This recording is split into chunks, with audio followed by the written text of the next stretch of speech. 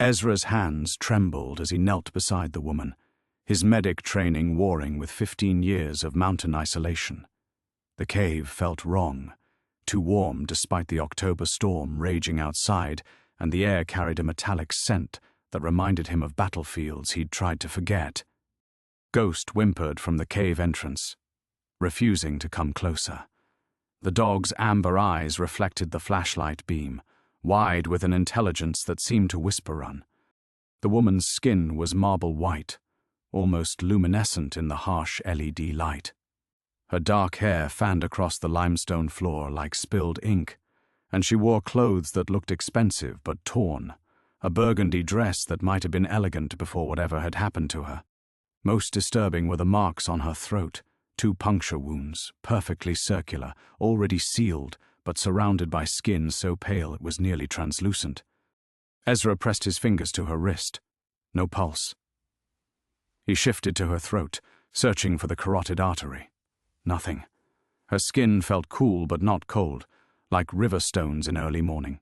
By every measure he knew, she was dead. Yet her chest rose and fell in the faintest rhythm, and when he leaned closer, he could swear he heard the whisper of breath. Her lips moved, forming words in that strange language, something that sounded like Latin but older, more guttural. The syllables seemed to pull at something deep in his chest, a recognition he couldn't name. "Ma'am?" His voice cracked from disuse. "Can you hear me?" Her eyes fluttered open. They were violet, not blue-violet or grey-violet, but the deep purple of storm clouds at twilight. For a moment, they focused on nothing. Then they found his face, and Ezra felt something shift in the world around him, like the moment before lightning strikes, when every hair stands on end. She spoke again, the ancient words flowing like water over stone. Then, as if struggling to remember, she switched to heavily accented English.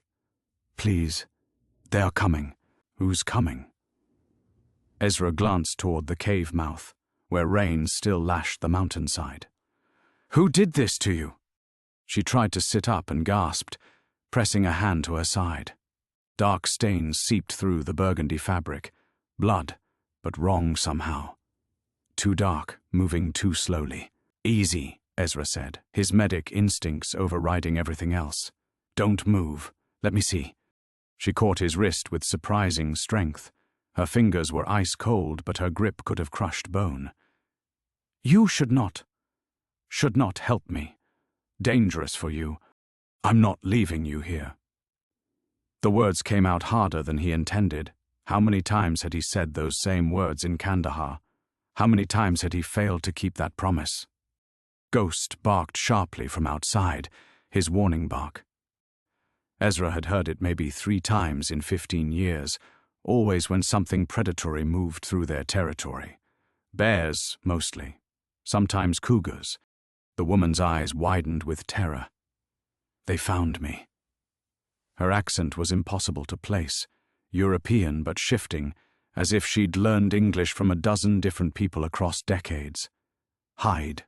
Please, you must hide." "Nobody's finding anything in this storm," Ezra said, though Ghost's continued barking sent ice through his veins. "The nearest road is 15 miles through terrain that would break a mountain goat's neck." She laughed, a sound like crystal breaking. "You think roads matter to them. You think distance matters." Her grip tightened on his wrist. "I have brought death to your mountain, stranger. I am sorry." The barking stopped. In the sudden silence, Ezra heard something that made his blood freeze, footsteps on wet stone, moving with impossible precision through the storm. Multiple sets, coordinated, purposeful. He'd heard that kind of movement before, teams of soldiers who'd trained together until they could navigate hostile territory blind. But no human could move that quietly through this terrain in this weather. Ghost appeared in the cave mouth, hackles raised, a low growl rumbling in his throat. The dog's eyes weren't on the approaching sounds, they were fixed on the woman. "Your dog knows," she whispered.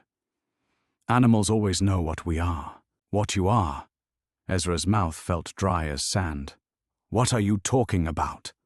She met his eyes, and in the violet depths, he saw something ancient and sad and utterly inhuman. "I am Seraphina, and I am the worst mistake you will ever make." The footsteps were closer now, just outside the cave. Ezra could hear voices, low, musical, speaking that same archaic language. They sounded almost human, almost. Seraphina struggled to her feet, swaying. "There is still time. Take your dog and run. Forget you found me here."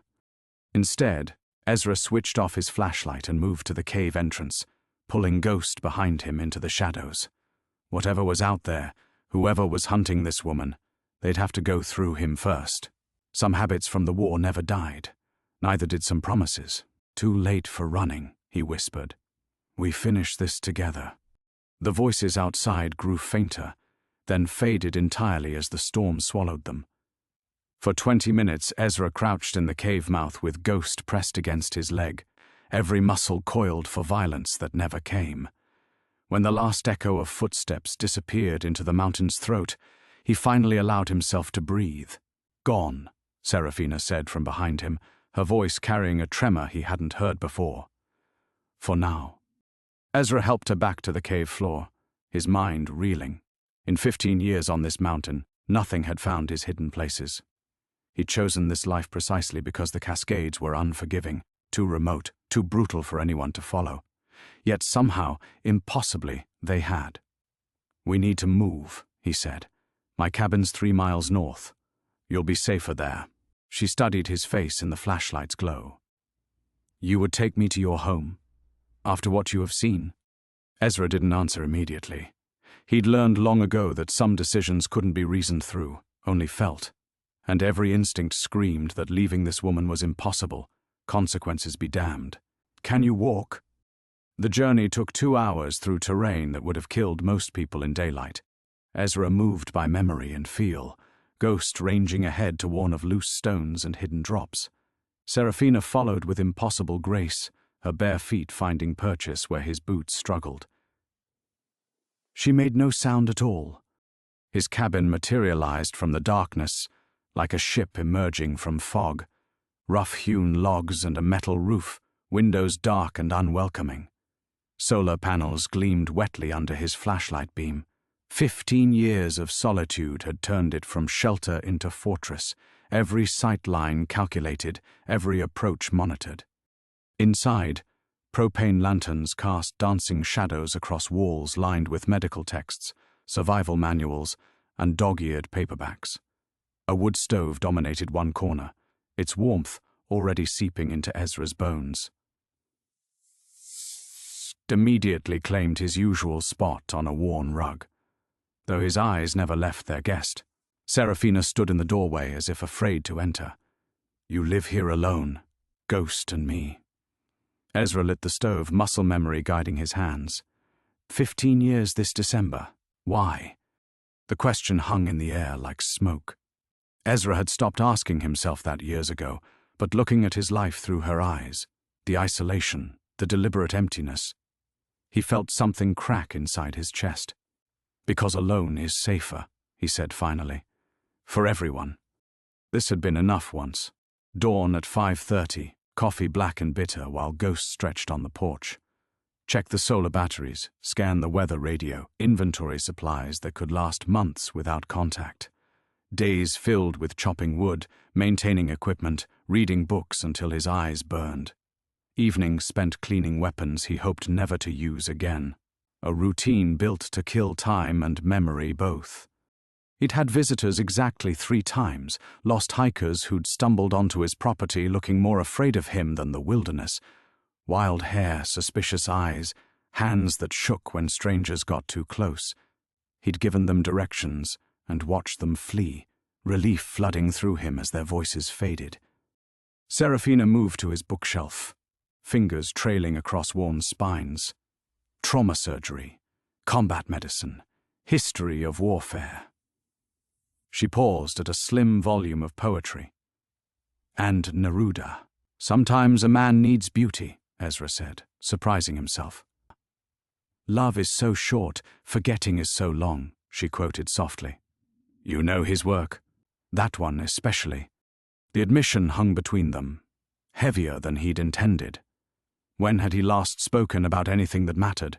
When had anyone looked at his collection and seen both the soldier and the man beneath? Ghost whined from his rug, and Ezra realized he'd been staring. Seraphina's violet eyes held something that made his chest tight, not pity but understanding, as if she recognized the shape of his particular exile. "The men who were hunting you," he said, changing course. "They'll come back." "Yes. No hesitation. I cannot stay here long. I will bring danger to your peace." Peace. The word felt foreign in his mouth. Was that what this was? This careful emptiness, this deliberate half-life among trees that never judged and silence that never demanded answers? Looking at her now, ancient sadness in an ageless face, mystery wrapped in vulnerability, he realized how desperately hungry he'd been for something real. Someone who carried their own wounds without apology. "Let them come," he heard himself say. "This mountain has kept me safe for 15 years. It can keep you safe too." But even as the words left his mouth, Ezra knew everything had changed.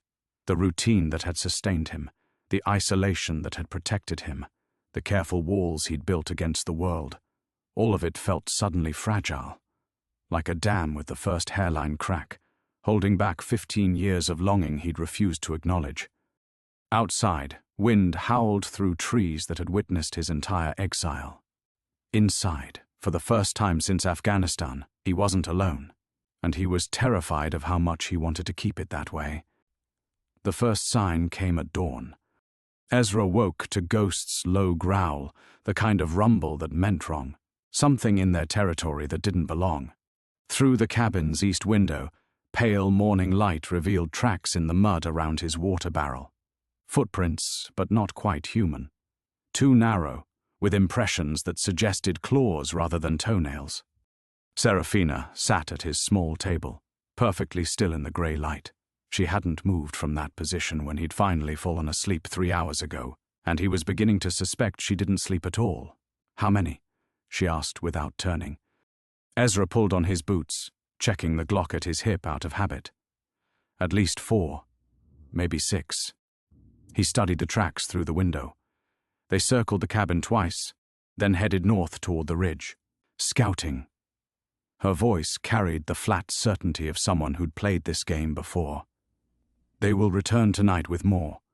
Ghost padded to the door, hackles still raised. In 15 years, the dog had never been wrong about danger. Ezra trusted that instinct more than his own eyes. "What exactly are we dealing with?" Ezra asked. Those weren't human tracks out there. Seraphina finally turned to face him, and in the morning light, her inhuman nature was impossible to deny. Her skin held the translucent quality of fine porcelain, and her violet eyes reflected light like a cat's. When she spoke, he caught the glint of teeth that were just slightly too sharp. "My kind," she said simply. "Vampires, though we do not use that word. We are the corvus mortalis, the death court, and I am what they call Sahan. Traitor." The words should have sent him running, should have triggered every survival instinct he'd honed in combat and exile. Instead, Ezra found himself pouring coffee with steady hands, processing the information like any other tactical briefing. "Why traitor?" "Because I refuse to feed on innocence. Because I have spent 3 centuries trying to find another way." She gestured to her pale, weakened state. "This is what happens when my kind abstains too long. We become vulnerable, slow. Eventually we fade entirely." Ezra set a mug before her, noting how she wrapped her cold fingers around it without drinking. "And they hunt you for that?" "They hunt me because my existence threatens their order. If one vampire can choose to starve rather than kill, what does that say about the rest?" Her laugh held no humor. "I am living proof that we are not slaves to our nature. That makes me dangerous." Ghost's growl deepened, and Ezra saw what had caught the dog's attention. Through the trees, movement. Too coordinated to be animals, too fluid to be human. At least 8 figures, maybe 10, spreading out to surround the cabin. "They're early," Seraphina breathed, rising with liquid grace. "The sun should protect." She stopped, staring at the sky. Heavy clouds had rolled in during the night, turning dawn into a grey twilight. Clever. They waited for cloud cover. Ezra's mind shifted into combat mode, cataloguing weapons and defensive positions. The cabin's windows offered good sight lines but poor cover. His rifle was loaded but held only 30 rounds. Against supernatural enemies, those might not be enough. "Can they be killed?" he asked. "Yes, but not easily. And Ezra." She caught his arm as he moved toward his gun safe. "If you fight them, there is no going back. They will never stop hunting you. Your exile, your peace, it will all be over." Through the window, he could see them more clearly now. Tall, pale figures moving with predatory patience, their eyes reflecting what little light penetrated the clouds. One of them, a woman with silver hair and clothes that looked centuries old, stood at the edge of the tree line and called out in that ancient language. Seraphina answered, her voice carrying clearly across the clearing. The exchange was brief, formal, with a cadence of ritual. "What did she say?" "She demands I come with them, return to face judgment for my crimes." Seraphina's jaw tightened. "I told her I choose exile, and she says exile was never an option, only death or submission." The silver-haired woman called out again, this time in accented English. "Mountain man, we have no quarrel with you. Send out the traitor, and you may keep your life."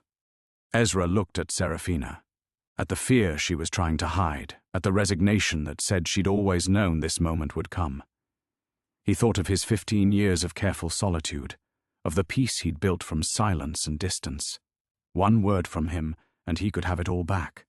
Safety, isolation, the blessed numbness of a life half-lived. "There's another option," he said quietly. "What?" "We fight." The words surprised him even as he spoke them. But looking at this woman who'd chosen starvation over murder, exile over easy survival, he recognized something he'd thought lost forever in the mountains of Afghanistan. Someone worth protecting. Outside, the death court waited for his answer. Behind him lay 15 years of hiding from a world that had broken him. Ahead lay a choice that would shatter the walls he'd built around his heart. Ezra checked his rifle and stepped toward the door. Ezra's hand froze on the door handle. "What the hell are you doing?" The thought hit him like a physical blow. 15 years of hard-earned survival instincts screaming in unison. Through the window he could see the silver-haired vampire waiting with inhuman patience, her ancient eyes fixed on his cabin. Behind her, shadows moved through the trees, more of them than he'd first counted. Maybe 12, maybe 15. He'd survived Afghanistan by knowing when to fight and when to retreat. This wasn't a fight, this was suicide with extra steps. "Ezra." Seraphina's voice was soft behind him. "You don't understand what you're choosing." He turned to find her watching him with those impossible violet eyes.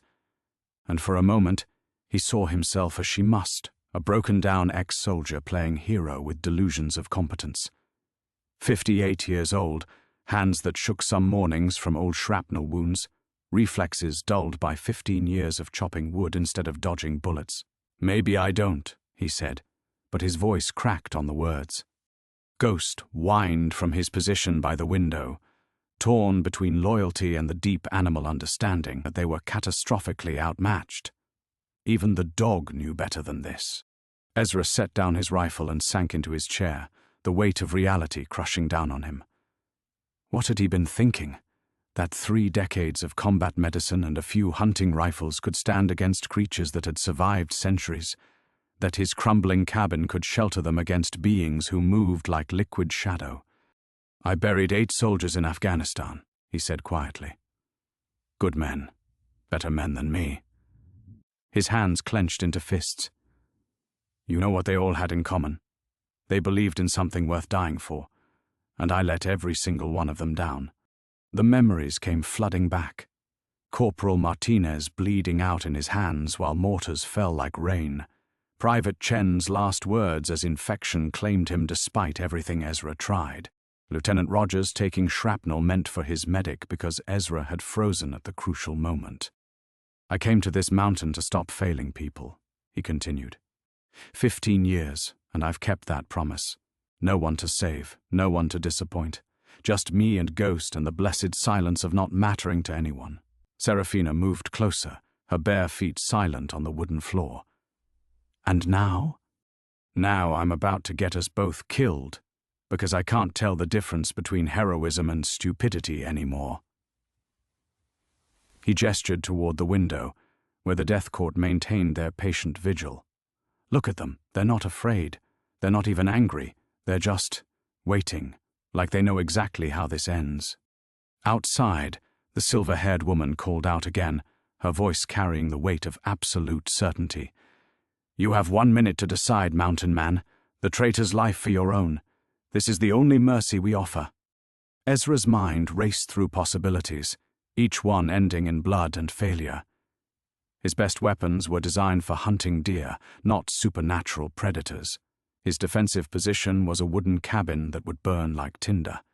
His backup was a traumatized dog and a vampire too weak to fight her own kind. The smart play was obvious. Open the door, step aside, let Serafina face whatever judgment waited for her. In an hour, they'd be gone. In a day, this would feel like a fever dream. In a week, he'd be back to his routine of careful emptiness, telling himself he'd made the rational choice. I could give you to them, he said, testing the words. They seem reasonable, organized. Maybe they'd make it quick. Perhaps. Serafina's voice held no judgment, no plea. It would be the logical choice. But even as he said it, Ezra knew it was impossible. Not because of some noble heroic impulse, but because of something far more selfish. The way she'd quoted Neruda in the lamplight, recognizing both his wounds and his hunger for beauty. The way she'd chosen starvation over murder, exile over easy survival. The way she'd brought something real into his carefully constructed emptiness. For 15 years, he'd been dying by degrees in these mountains, not living, just existing in the spaces between heartbeats. Yesterday, he'd been content with that half-life. Today, the thought of returning to it felt worse than any death the vampires could offer. 30 seconds, the silver-haired woman called. Ghost moved to Ezra's side, pressing his warm flank against his master's leg. The dog's presence was solid, reassuring, a reminder that some loyalties transcended logic, that some choices had to be made with the heart, even when the heart was a liability. Especially then. Ezra reached for his rifle again, his hand steady now despite everything. I've spent 15 years learning how to die alone, he said quietly. Maybe it's time I remembered how to live with someone else. Outside, the Death Court stirred like wolves scenting blood. Inside, Ezra chambered around and tried not to think about how many ways this could go wrong. Time's up, Mountain Man. The silver-haired woman's voice cut through the morning air with surgical precision. Ezra could see her more clearly now, ageless features carved from marble, eyes like winter storms, clothes that spoke of centuries rather than decades. Behind her, the other vampires had stopped their patient circling and formed a loose semicircle facing the cabin. Ezra's finger found the trigger guard of his rifle. The metal was cold against his skin, familiar in the way that only tools of survival could be. He'd made his choice. Now came the hard part, living with it. Ghost, he said quietly. Basement. The dog's ears flattened against his head, brown eyes reflecting confusion and hurt. In 15 years, Ghost had never been sent away from a fight. But this wasn't a fight the dog could survive, and Ezra refused to add his oldest friend to the list of those he'd failed to protect. Go, he commanded, putting steel in his voice. Ghost whined once, then padded reluctantly toward the heavy wooden door that led to Ezra's root cellar. The sound of his claws on the steps echoed like a countdown. When the basement door swung shut, Ezra threw the bolt.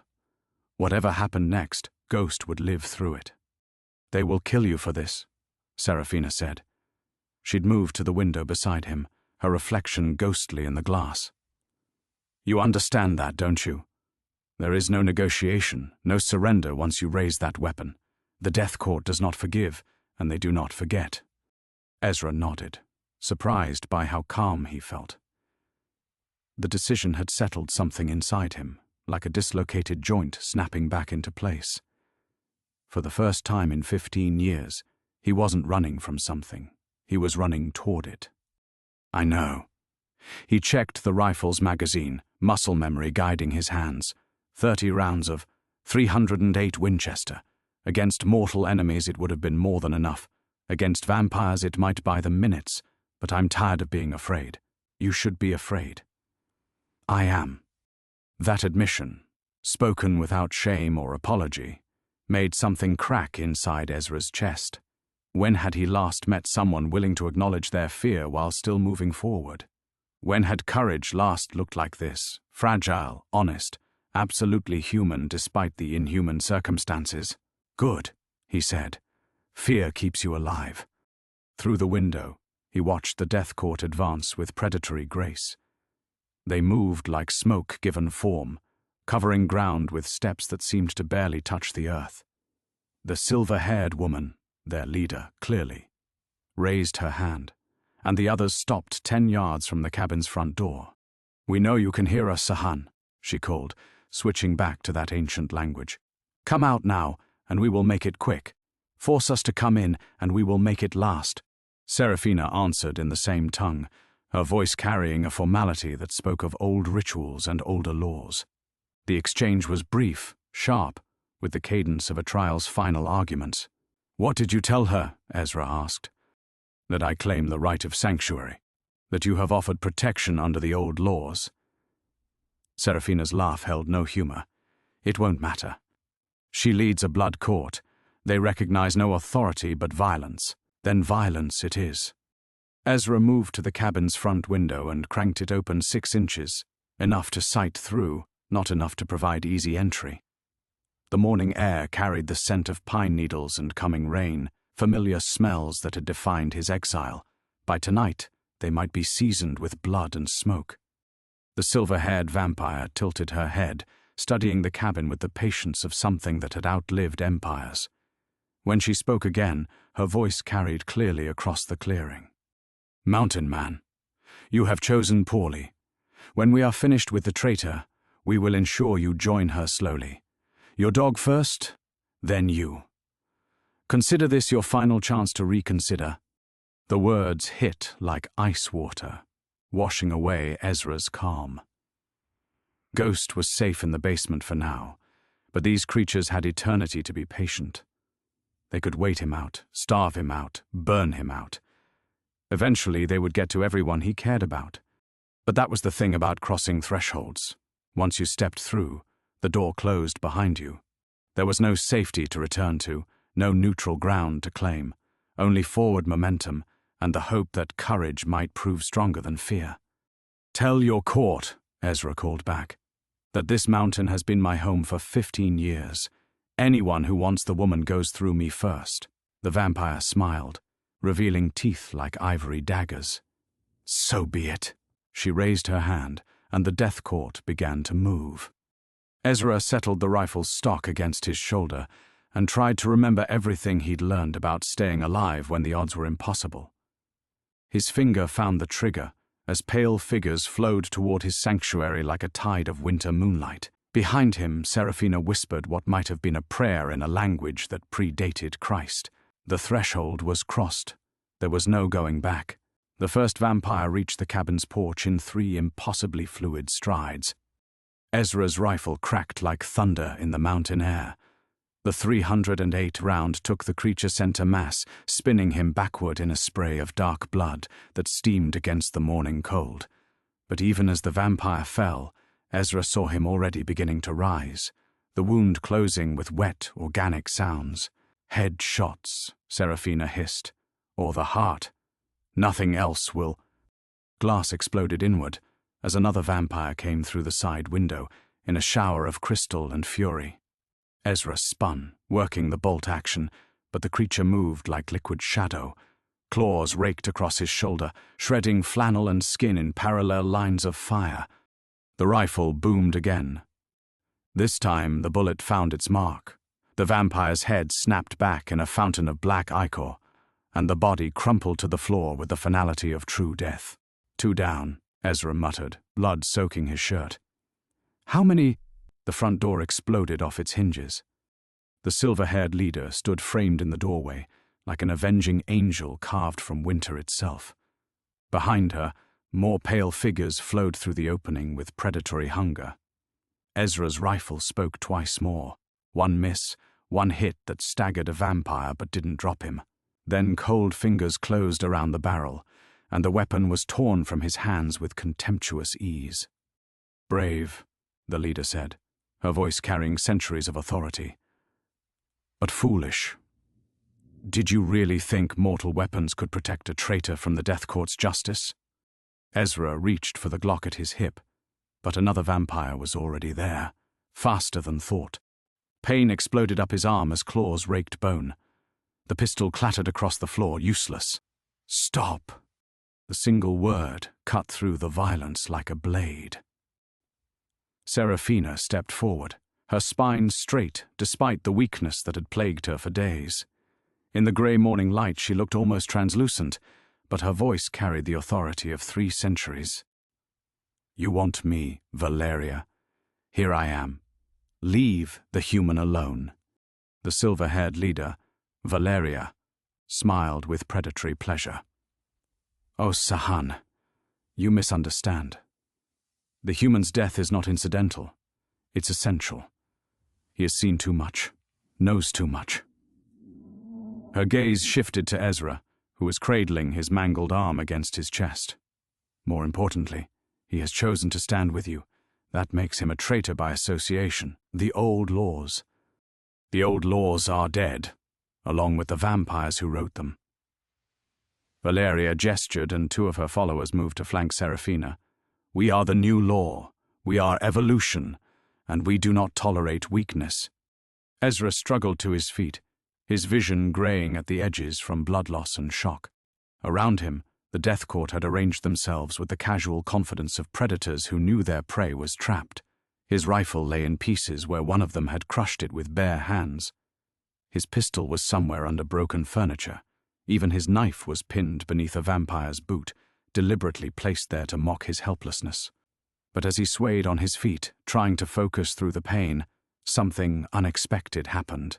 A howl split the mountain air, deep, primal, and absolutely furious. Every vampire in the cabin froze, their heads turning toward the sound with expressions Ezra had never seen on their marble features. Uncertainty. Through the shattered windows came an answering howl, then another. Within seconds, the forest around the cabin echoed with a symphony of wild voices. "Impossible," Valeria breathed. Ghosts barking erupted from the basement, not the warning bark Ezra knew, but something else entirely. Something that spoke of ancient alliances and older laws than even vampires remembered. The first wolf appeared at the tree line 50 yards away. Then another. Then a dozen more, emerging from the forest with the silent grace of apex predators who had claimed these mountains long before humans ever walked them. Their eyes reflected the grey morning light like amber lanterns, and every one of them was focused on the cabin. "The pack," Serafina whispered, wonder coloring her voice. "I thought they were legend." Valeria's composure cracked for the first time. "Mountain wolves don't hunt during the day. They don't—" A new voice cut through her protests, speaking from the cabin's back door in accented English. "They do when the mountain calls them. Bloodsucker." Everyone turned to see an elderly Native American man standing in the doorway, his weathered face carved with deep lines and his grey hair braided with what looked like bone and feathers. He wore a heavy coat that had seen decades of mountain winters, and his dark eyes held the kind of authority that came from understanding older rules than civilization acknowledged. "Thomas Crowfeather," Ezra gasped. His nearest neighbor, though near was relative when you lived 20 miles from anyone else. A Yakima elder who'd helped him find this place 15 years ago, then left him alone to heal in whatever way he could manage. Ezra Thomas nodded once. "Figured you might need help when the mountains started singing." Outside, more wolves emerged from the forest, dozens of them now, forming a loose circle around the cabin with the patient discipline of a military unit. In the basement, Ghost's barking had changed again, no longer alarm but greeting. The Death Court found themselves surrounded by forces they clearly didn't understand, trapped between mortal enemies who refused to follow the rules of engagement they'd written in blood and shadow. Valeria's smile had become something sharp and desperate. "This changes nothing, old man. We are trespassers," Thomas said quietly, "on sacred ground, during sacred time. The mountain has accepted the white man's protection of the lost one." His gaze found Seraphina with surprising gentleness. "That makes this a matter of covenant law." The wolves began to close their circle, and Ezra realized the morning was about to become something entirely different from what any of them had expected. The Death Court's perfect formation began to fracture as the wolves tightened their circle. Ezra watched Valeria's marble composure crack further with each passing second, her ancient authority challenged by forces that predated even vampire law. "Thomas," Ezra said, his voice strained with pain and disbelief. "How did you—" Questions later. The elder's weathered hand moved to something beneath his coat. "Right now we prepare." The word hung in the air like a promise and a threat. Ezra could feel the shift in energy, the way the very air seemed to thicken with anticipation. Through the broken windows, more wolves materialized from the forest, not the lean, desperate scavengers he occasionally glimpsed during harsh winters, but something else entirely. These creatures moved with supernatural coordination, their amber eyes holding intelligence that made his skin prickle. Valeria gestured sharply to her followers. "Form defensive positions. The animals are irrelevant. Kill the humans first, then deal with whatever primitive magic." "You still don't understand," Thomas interrupted, his voice carrying the patient tone of someone explaining basic facts to a child. "This isn't magic, bloodsucker. This is consequence." He pulled his hand from his coat, revealing not a weapon, but a carved piece of bone strung on leather. As his fingers closed around it, the wolves' howling reached a crescendo that seemed to shake the cabin's foundation. Ghosts barking from the basement had become something else entirely, a response in a language older than human speech. 15 years ago," Thomas continued, "I brought a broken soldier to this mountain. Asked the spirits to let him heal here in the old way. The mountain said yes. That makes him takas, protected, under covenant."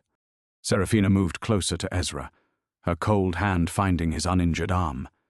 The touch sent electricity through his pain-fogged mind, grounding him in the impossibility of the moment.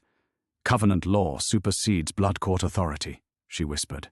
"If the mountain has truly claimed you, it changes everything," Valeria snarled. But Ezra could hear the uncertainty beneath her fury. "Ancient treaties mean nothing in the modern world. We have evolved beyond such." The largest wolf appeared at the tree line, a massive alpha with silver-streaked fur and scars that spoke of decades surviving these harsh mountains. It padded forward with deliberate calm until it stood just beyond the cabin's broken porch, close enough that Ezra could see the ancient intelligence burning in its yellow eyes. When it spoke, the world shifted on its axis. "Valeria of the Death Court." The words formed in Ezra's mind without passing through his ears. Not telepathy, but something deeper. Primal communication that bypassed language entirely. Around him, he could see the vampires recoiling as if struck, their supernatural confidence crumbling before something that existed outside their understanding of power. "You hunt on claimed ground. You threaten the protected. Explain yourself before the pack decides your fate." "This is impossible," one of Valeria's followers whispered. "Wolves they can't." "Silence, small death." The Alpha's mental voice carried contempt that made the vampire flinch. "Your kind forgot the old ways. We remember. We have always remembered." Thomas stepped forward, his bone talisman now glowing with soft phosphorescence. "Mountain spirits run deep here, deeper than most places. When they choose to manifest," he shrugged, "well, you pick the wrong territory to hunt." Ezra's wounded arm throbbed in rhythm with his heartbeat, but the pain seemed secondary now to the growing understanding of what was happening. This wasn't just supernatural politics, it was something far more fundamental. A collision between the order vampires had imposed on the world and forces that existed outside any hierarchy they could comprehend. "We could fight," Valeria said, but the words lacked conviction. Around the cabin, her death court had drawn closer together, their predatory confidence replaced by the tight formation of soldiers facing unknown odds. 500 years of combat experience, enhanced speed, strength, against 43 mountain wolves, on their own territory, during the time of choosing. The Alpha's amusement was cold as winter wind. "Your arrogance blinds you to wisdom, Death Daughter." As it always has, Seraphina's grip tightened on Ezra's arm. "The time of choosing," she breathed. "I thought it was myth. What is it?" Ezra managed. "When the old powers decide who belongs and who doesn't. It only happens once in a generation, sometimes less." Her voice carried wonder and terror in equal measure. "If the mountain has truly claimed you, if it's willing to manifest the pack to defend that claim." She didn't need to finish. Ezra could see the implications writing themselves across Valeria's face, the realization that her perfect ambush had become something else entirely. Not a simple execution, but a test of authority between forces that had shaped this land long before European settlers ever glimpsed the Pacific. The morning light seemed to dim as more shapes moved in the forest, and Ezra realized they were about to discover whether love could truly stand against death, or if something even older might rise to tip the scales. The silence stretched like a held breath until the alpha wolf stepped closer, its massive paws making no sound on the blood-stained porch. When it focused those ancient yellow eyes on Ezra, the world seemed to narrow to a single point of impossible connection. "Step forward, protected one. The mountain would speak with you." Ezra's legs felt like water, but Seraphina's grip on his arms steadied him. The vampires watched with predatory tension as he limped toward the doorway, leaving a trail of blood drops on the cabin floor. Behind him he could hear Thomas murmuring something in Yakima, words that seemed to make the air itself listen.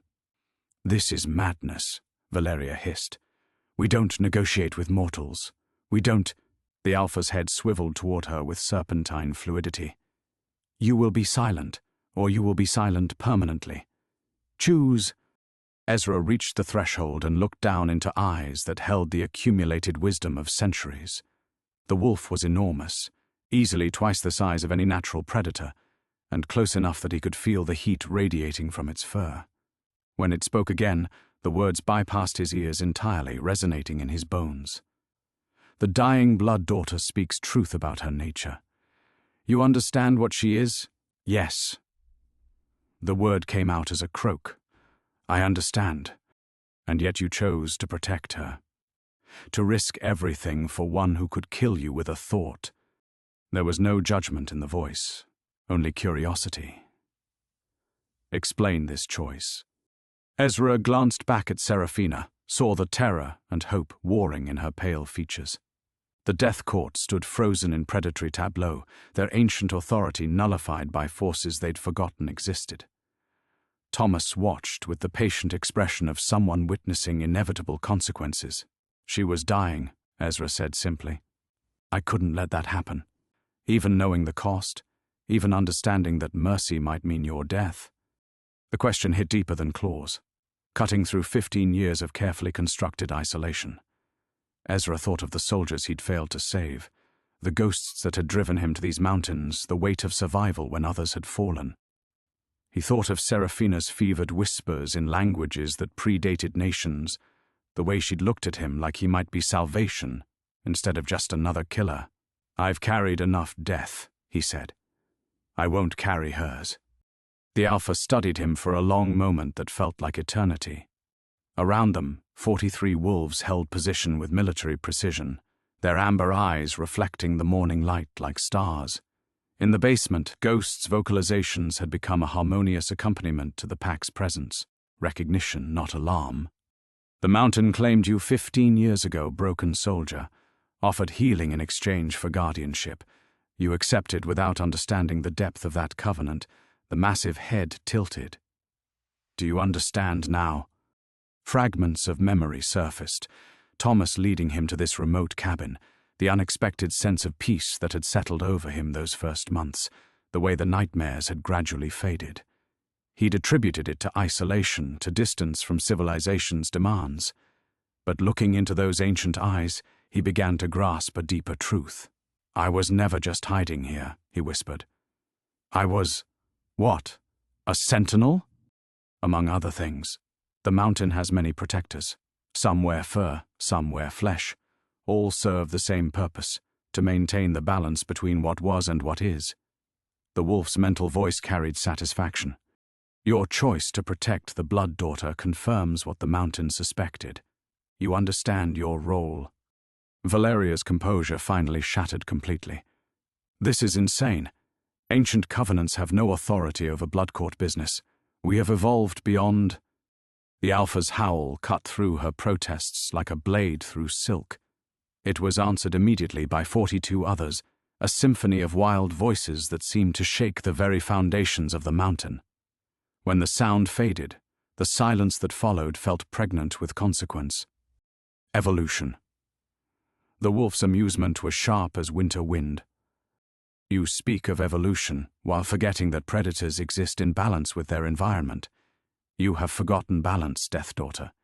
You have forgotten consequence. The mountain remembers both." More shapes moved in the forest. Not wolves this time, but something else. Ezra caught glimpses of fur and antler, of eyes that reflected light in colors that shouldn't exist.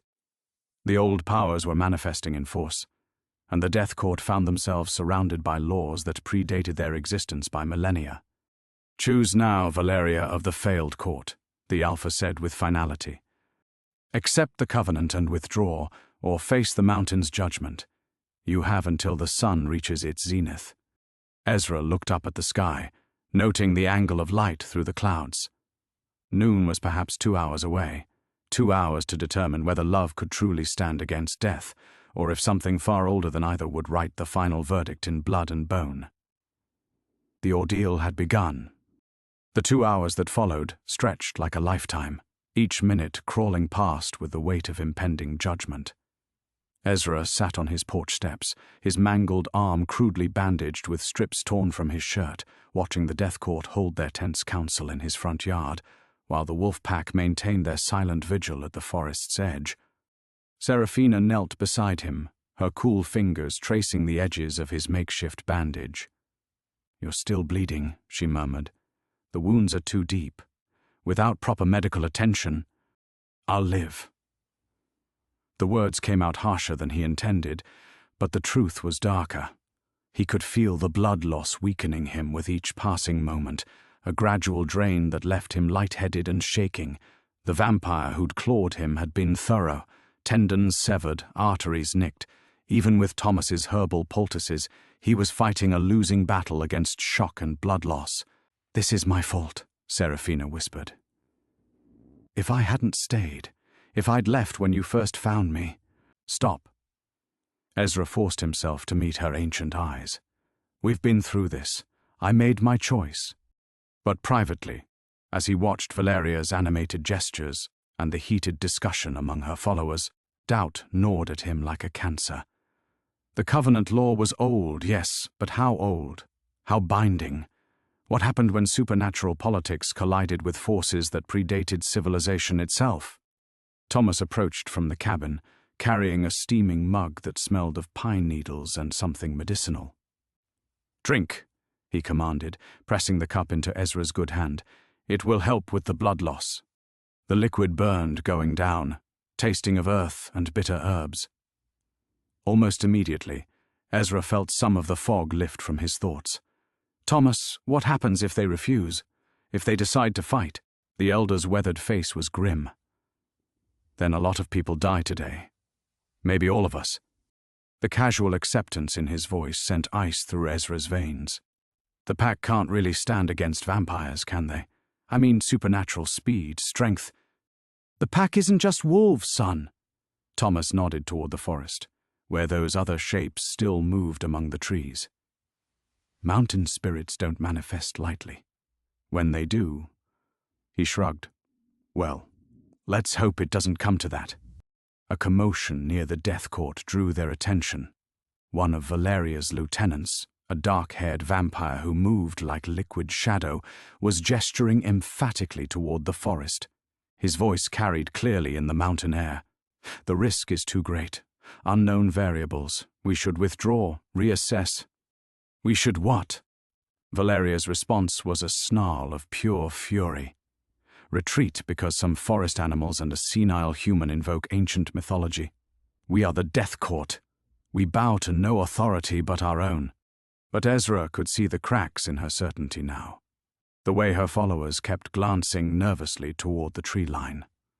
The subtle shift in their formation, from predatory confidence to defensive positioning. Whatever they were sensing from the forest's depths, it had shaken their supernatural arrogance. The sun climbed steadily toward its zenith, each degree of arc bringing them closer to judgment. Ezra's vision grayed at the edges as more blood seeped through his bandages. Beside him, Seraphina had gone statue still, her marble features locked in an expression of terrible anticipation. "Ezra," her voice was barely a whisper, "I need you to know, whatever happens today, these past weeks have been the first time in 3 centuries I've felt truly alive. You gave me that." He wanted to respond, to tell her she'd done the same for him, had awakened something he'd thought was permanently buried in Afghan soil. But before he could form the words, Valeria's voice cut through the morning air like a blade. "We have reached our decision." The silver-haired leader strode forward with renewed confidence, her death court falling into formation behind her. The wolf pack tensed as one, 43 sets of yellow eyes fixing on the approaching threat.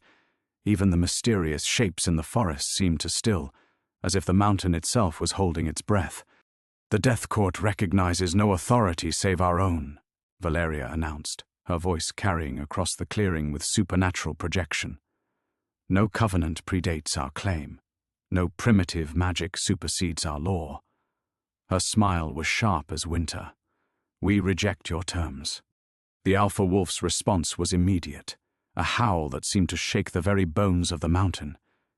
It was answered not just by the pack, but by something deeper. The ground itself seemed to vibrate with ancient fury. But Valeria was already moving, her supernatural speed turning her into a blur of motion aimed directly at Ezra's throat. Behind her, the Death Court exploded into action with coordinated precision, their strategy crystal clear: kill the protected ones first, then deal with whatever consequences followed. Time slowed as claws reached for his jugular. Ezra tried to move, but blood loss had stolen his reflexes. Seraphina lunged to intercept, but she was still weakened from her ordeal. Thomas was shouting something in Yakima that made the air itself ring like struck metal. And in that crystalline moment of suspended time, Ezra realized with absolute clarity that they were all about to die.